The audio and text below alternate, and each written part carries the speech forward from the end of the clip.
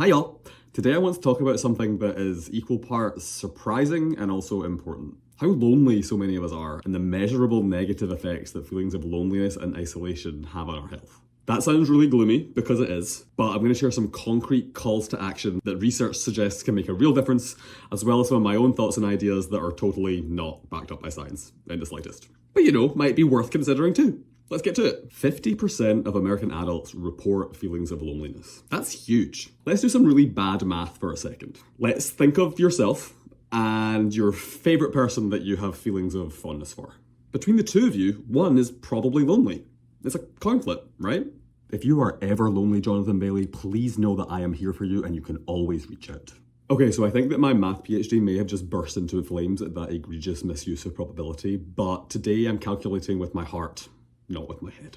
I'll say more about this later, but I really want more social connection on platforms like YouTube. So to that end, please, I implore you, if you want to connect with me or with others, please consider dropping a comment down below. If you post videos, I will check them out. If you don't, direct me to your main social media accounts and I'll reach out there. While you're there, take a look at who else has posted and get a conversation going. I really mean it. I will be so sad if I am the only person in the comments with no one to talk to. Anyway, so survey says loneliness is prevalent. Maybe that just kind of sucks and hopefully doesn't have any long-lasting negative impacts. Unfortunately, it turns out that's just wishful thinking. The then Surgeon General, Dr. Vivek Murthy, put out this advisory in 2023 talking about the consequences of this chronic loneliness. The findings are pretty grim.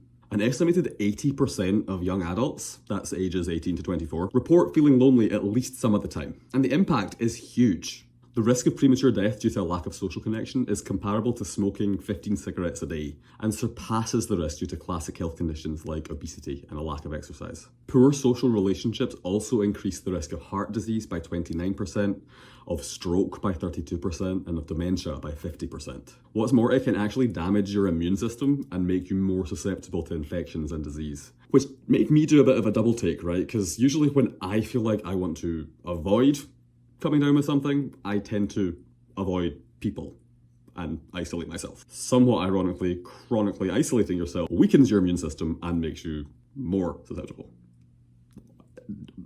This all sounds like pretty bad news. So what can we do for ourselves and for others? Certainly take stock of your existing social connections and see if any of those relationships need any TLC, either on your end or on the other person's. Beyond that, take a chance on some new social activities out in the community, both to broaden your circle of social contact, but also to help rebuild the social fabric of our towns and cities that so many people report feeling is in a state of disrepair.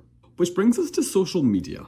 It's one of the big paradoxes of the modern age that in a time where technology allows us to be more connected than ever before in our history, people report feeling more disconnected than ever before. Here's my take. Yes, nowadays, communication with anyone, anywhere is basically at your fingertips 24/7. But how often do you actually get around to using this fantastic new technology to stay in touch with people? I could FaceTime with my mum every day. I do not. Sorry, Mum.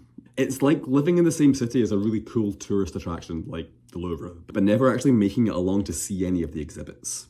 It seems so convenient and something that you could totally do whenever, but the ease and possibility of it somehow makes it all the more easy to put off doing. So how can we live more like tourists in our own digital lives? Well, I say we should start leveraging this novel digital medium to start driving connection in new ways. Start a conversation with me in the comments like I mentioned earlier, or start talking to strangers on Threads or Blue Sky about something you're passionate about or something you have absolutely no idea about. Make a new YouTube channel and just start talking into the void. It's what I did 16 years ago and what I started back up doing earlier this month. I have lots of genuine connections with people on YouTube that I loved back in the day, and I've really been enjoying reaching back out to these people and having people reach back out to me. But there's also something that makes me so happy to right now be speaking into this camera and knowing that someone might see this and have it spark something in them or in me or something in between. Yes, loneliness is a killer. Thinking about it, I really don't think that should be that surprising. Yes, the specific numbers are horrifying, but we're a society of people who are ultimately always yearning for connection, whether we realize it or not. In an age where we can solve really complex problems using things like science, medicine, engineering, art, music, literature, philosophy, let's commit to solving an older, simpler one. What's it like to be me where I am? And what's it like to be you where you are? What is the same about us? And what's different? Is the dress blue and black, or is it white and gold? Are you Team Yanni or Team Laurel? With all the ways that we have of putting ourselves out there nowadays, can I reach a hand of friendship out into the void and have someone else offer one in return? Is the dress blue and gold, or is it white and black? Neither.